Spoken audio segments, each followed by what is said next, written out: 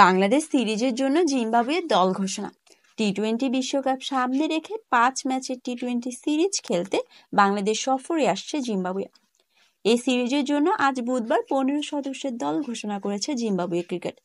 সিকান্দার রাজার নেতৃত্বে এই সিরিজে প্রথমবারের মতো ডাক পেয়েছেন জোনাথন ক্যাম্পবেল। এছাড়া তাদিওয়ানাসি মারুমানি এবং ফরাজ আকরমকে ফের দলে ডাকা হয়েছে।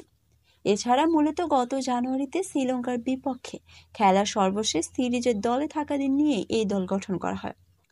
দলে Craig Ervine, Sean Williamson, Richard Ngarava এবং ব্লোসিক মুঞ্জারাবানির মতো তারকাদের সঙ্গে আছেন ক্লাইভ মাদান্দে এবং ব্লয়ান বেনেটের মতো তরুণ তারকাও। এখন পর্যন্ত স্থায়ী কোচ খুঁজে না পাওয়ায় বাংলাদেশের বিপক্ষে সিরিজে স্টুয়ার্ট মাসথিকেনেরির প্রধান কোচের দায়িত্ব পালন করবেন। সিরিজের প্রথম ম্যাচ আগামী 3রা মে চট্টগ্রামে গড়াবে। একই ভেন্যুতে যথাক্রমে 5 ও 7 মে সিরিজের পরের 2 ম্যাচ অনুষ্ঠিত হবে। এরপর ঢাকায় অনুষ্ঠিত 10 ও 12 মে সিরিজের শেষ 2টি টি-20 মাঠে গড়াবে।